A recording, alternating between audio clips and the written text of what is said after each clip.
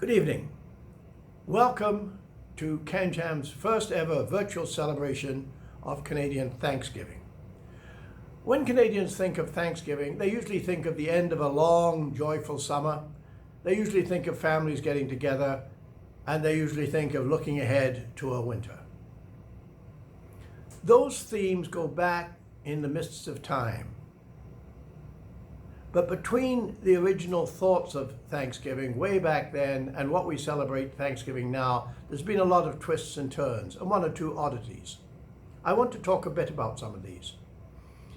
We know that the Indigenous people in Canada, or in what is now Canada, did celebrate some sort of Thanksgiving. We don't know quite how they did it. And we know that Spanish ships used to sail up the west coast of North America from what was known as Spanish North America. And when they went into the harbors, they used to have a Thanksgiving ceremony to have arrived safely in port. And we know that one of those ships went as far north as Sauk Harbor in what is now Vancouver Island. We do not know whether the sailors on that ship, when they arrived in Sauk Harbor, had a celebration of Thanksgiving. If they did, they would have been the first Europeans to celebrate Thanksgiving in what is now Canada.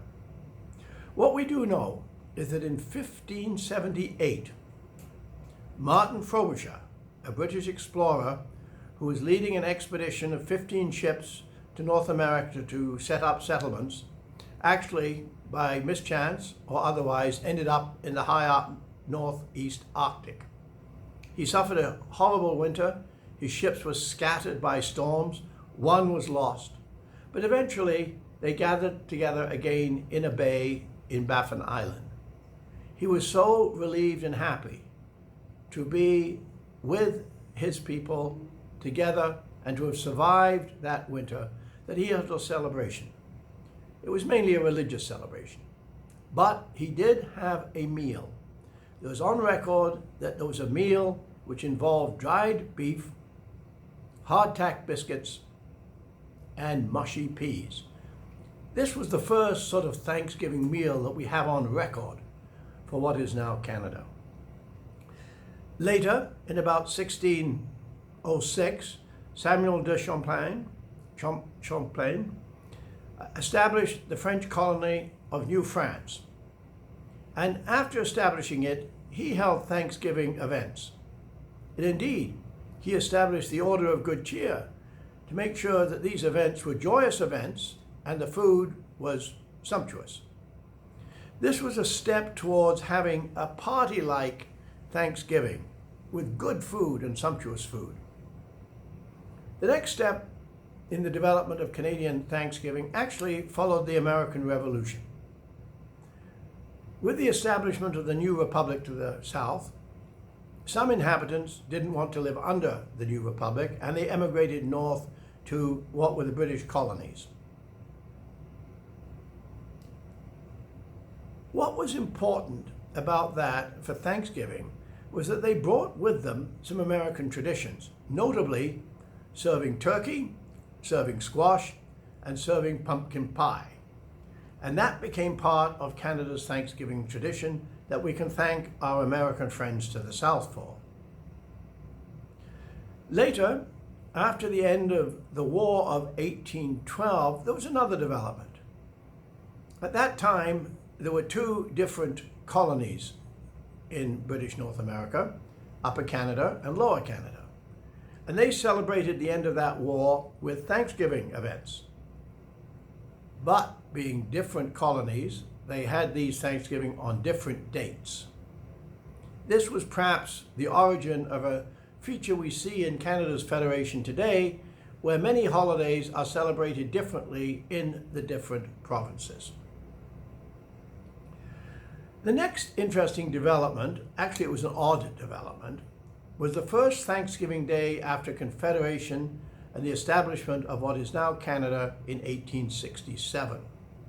In fact, there was no recorded Thanksgiving Day celebrating that date in the years that immediately followed. But in 1872, on April the 5th, there was a big Thanksgiving celebration. but it wasn't for the establishment of the new country of Canada. It was actually a celebration of the recovery of the Prince of Wales in Great Britain from an illness. A bit odd that that was the reason for the Thanksgiving as opposed to the birth of a new nation. In 1879, there was an interesting development. The government actually declared Thanksgiving as a national holiday and to be held annually. This was the first time that we had Thanksgiving in Canada established as an annual event. It was actually to be held on a Thursday in November, without definition what date. After World War I, there was another development, and this was an interesting one. There was an Armistice Day established, and in an amendment to the Armistice Act, they added a new holiday. Actually, they combined a new holiday, Armistice Day and Thanksgiving. What was important about this was they set a day for it. It was not a date. It was the Monday. It had to be on a Monday, and it had to be on the week in November in which November the 11th fell. Why was this important? It was important because it established the principle that Thanksgiving should not be on a specific date, but should be on a specific day, specifically Monday, which gave Canadians a long weekend. And that's been a tradition of a number of other Canadian holidays. That arrangement of the combined Armistice Day and Thanksgiving Day didn't last that long. A decade later, there was a split. They renamed Armistice Day Remembrance Day and established it on November the 11th, a specific date.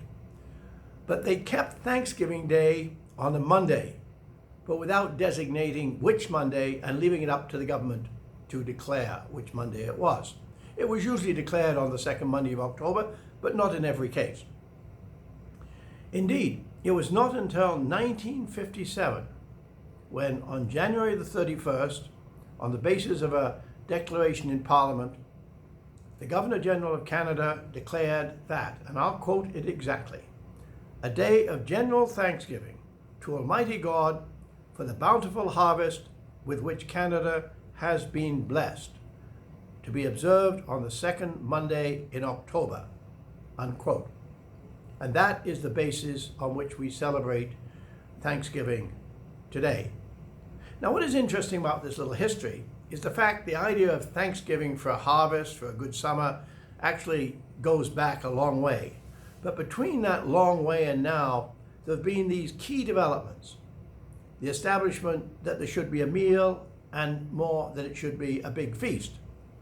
Secondly, the establishment that it should recognize the end of a war or the change in some political structure, and also the change in basically the setup. For example, it should be annually, it should be on a Monday, and then it should be a Monday in October, the second Monday. So that's how we came to where we are now. I would like now to switch for a moment, and I would like to say thank you on this Thanksgiving Day to you, the members of CanCham, who have supported your organization through the years, through good times and bad times, and you, our sponsors, who have supported our events. We rely 100% on the private sector membership fees and sponsorships to do our work, to protect your interests, to promote your advocacies, to provide services, and to have joyful events such as this Thanksgiving today. I would like to say particular thanks, and we'll detail who these are, to our sponsors of this event, without which it would not be possible. So I'll turn now the chair back to Miss Abby Tison, who will now tell you who have been our partners and sponsors that have made this night possible. Thank you very much. Enjoy the show.